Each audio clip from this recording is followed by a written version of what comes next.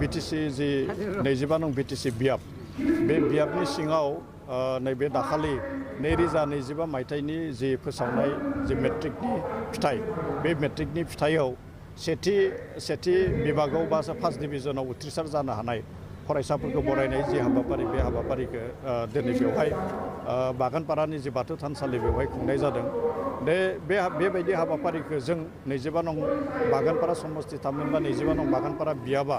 2022 मायथाइनिफ्राय बेखौ दिनैसिम बेखौ खुंबोबाय थादों। 2022, 2023,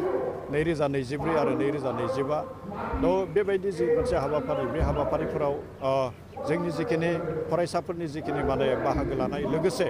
बे हाबाफारियाव जोङो गुबुन बिथिङाव गुबुन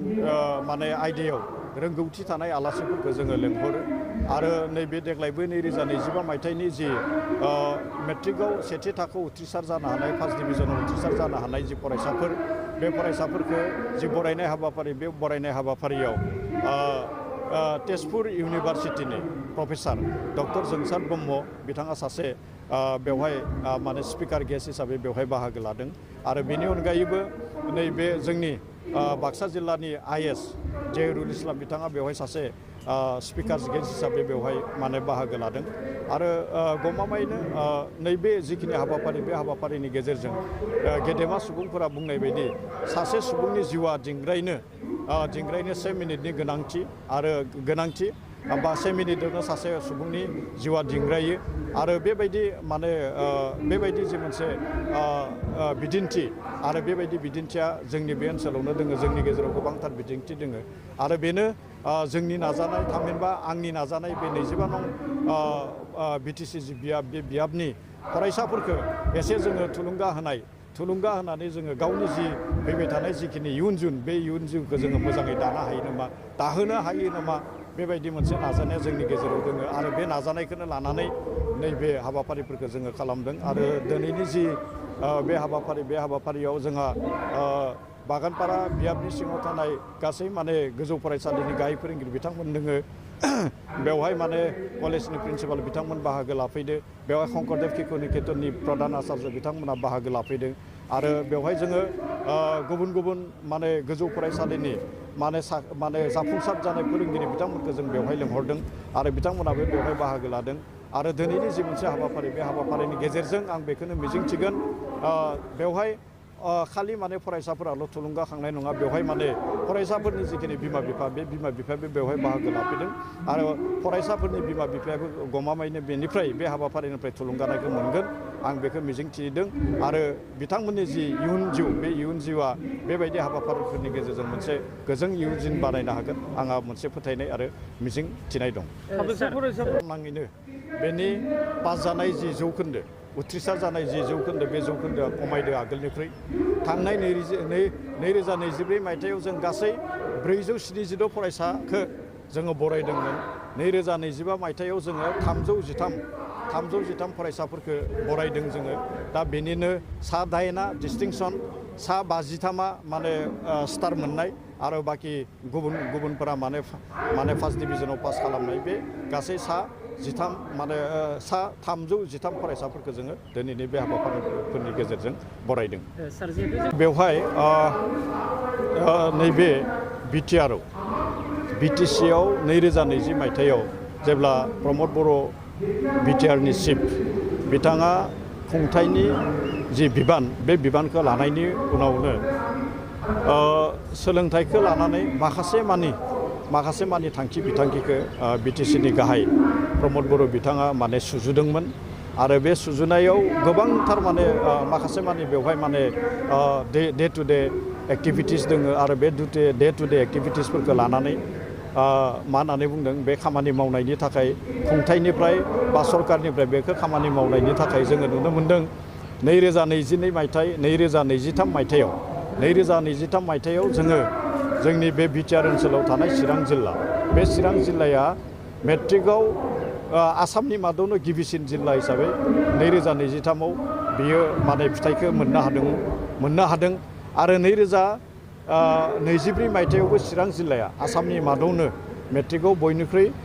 बांसिन उथ्रिसार जानो हानाय जि फरायसानि अनजिमा सेथि माने सेथि माने जायखौ मा होननानै बुङो टप जिल्ला हिसाबै 2022 मायथाइयावबो मोननो हादों आरो नैबे देग्लायनि 2025 मायथाइनि जि हायार सेकेन्डारिनि रिजाल्ट बे हायार सेकेन्डारिनि रिजाल्टआव जोङो नुनो मोन्दों दाखालिनि जि मोनसे रिजाल्ट नैबे दाखालिबावै जानाय जि मोनसे रिजाल्ट बे रिजाल्टआव बाक्सा जिल्लाया जि जायखौ जोङो आरिमु आर्ट्स होननानै बुङो बे आरिमु आर्ट्सआव माने सेथि जिल्ला हिसाबै बाक्सा जिल्लाया मोननो हादों आरो बेनिनो कमार्सआव जायखौ फालांगि बे कमार्सआव माने नैथि बाहागोआव मोननो हादों आरो माने बिगियानाव थामहिनबा साइन्सआव बियो थामथि माने जिल्ला हिसाबै माने थामथि पजिशनखौ मोननो हादों दा बै गासैखौबो नायजोबनानै बेवहाय जोंनि बिटिआरनि चिफ प्रमद बर' बिथांनि जिखिनि माने सोलोंथाइखौ लानानै मानव सुबुं सम्पदखौ माने बानायनो जि मोनसे थांखि आरो नोजोर लानानै जिखिनि माने हाबाफारिफोरखौ थुनस्लायनाय जादों जिखिनि हाबाफारिफोरखौ माने थांखि बिथांखिफोरखौ लानानै मावफुंबाय थानाय जादों बेयो बेनिनो मोनसे फिथाइ होननानै आं सानो आरो गमामायैनो बिथांनि जि मोनसे नाजानाय बे बिथांनि नाजानायाव फरायसाफोरखौबो थांखिनानै गोबांथार माने थांखि बिथांखिफोरा दोङो आरो बे हिसाबैनो जोङो 2020 मायथाइनि उनाव बिटिआरआव प्रमद बर' बिथाङा चिफ जानायनि उनाव बेवहाय मोनसे सोलोंथायाव गोबांथार मोनसे सोलायनाय फैदों जाय सोलायनायनि गेजेरजों जोङो मोनसे दाथाय सोलायथायखौ जोङो मोननो हादों पजिटिभ चेन्जखौ जोङो मोनदों आरो गमामायैनो बेनिनो बेबायदिनो नैबे मेट्रिकनि फिथाइयानो होन बा हायार सेकेन्डारिनि फिथाइयानो होन बेवहाय माने गासै माने बिटिआर ओनसोलानो मोनसे मोजां थासारियाव बा मोजां मोनसे फिथाइ बा रिजाल्ट खालामनो हानायखौ जों बयबो नुनो मोनदों। सार फरायसा आरो फरायसाफोरखौ लानानै दा नैबे आं एसे आगोलावनो बुंदों प्रमद बर' बिथाङा बिटिआरनि चिफ जानायनि उनावनो बिटिसि नि चिफ जानायनि उनावनो बिथाङा माने सोलोंथाइखौ गोसो होनानै बेवहाय स्कुल एडप्शन पलिसि लादों आरो बे स्कुल एडप्शन पलिसिनि गेजेरजों बेवहाय गोबांथार माने जोंनि रोंगौथि गोनां जोंनि माने माखासे सुबुंफोरा गंफा फरायसालिफोरखौ गाव नायदों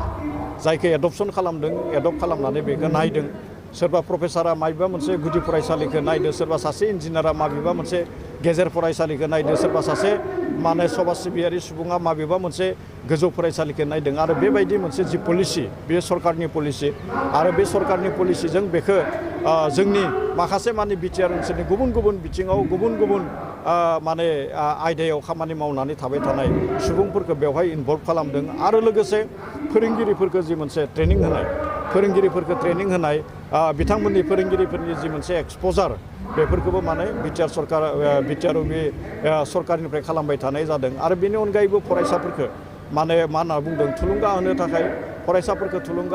फरायसाफोरखौ थांखिनानै माखासे माने जि माने थांखि बिथांखि बे लानायखौबो जों नुनो मोन्दों जेरै बड'फा सुपार 50 बे बड'फा सुपार 50नि गेजेरजों जोंनि बे बिटिआर ओनसोलनि माने माखासे माने फरायसाफोरा ओरैबायदि गावखौनो माने साखाफारा खालामनानै लादों जे बड'फा सुपार 50नि जि माने आनजाद बे आनजादखौ होनानै बे बड'फा सुपार 50आव जेसेबां माने स्कपफोर दङ बे स्कपखौ लानो थाखाय गोबांथार फरायसाया बेनि थाखाय साखाफारा जानाय आरो गियान सोरां बिथांखिनि गेजेरजों मोनफ्रोमबो बोसोराव माने प्राय माने 8,000 फरायसाफोरनो माने स्कलारशिप होनायनि जि राहा बेफोरबो फरायसाफोरखौ माने थुलुंगा होनायनि मोनसे बिदिन्थिखौ जोङो नुनो मोन्दों आरो बेबायदि माखासे माने थांखि आरो बिथांखि लानानैनो आथिखालाव बिटिआरआव बिटिसि सरकारा प्रमद बर' बिथांनि दैदेननाय सरकारा आवगायदों आरो जायनि थाखाय जों माने खुंथाय फोरोंगिरि फरायसा गुबुन माने गौथुमफोर लोगो नांनानै जों आथिखालाव दिनै जि माने बिटिआरनि जि मोनसे सोलोंथाइनि थासारि बे सोलोंथाइनि थासारिखौ जों आगोलनि जि मोनसे रुजुनाय बे रुजुनायाव जों दा बयनिख्रुइ माने सायाव मोननो हानायनि जि मोनसे फिथाइखौ जोङो नुनो मोनदों।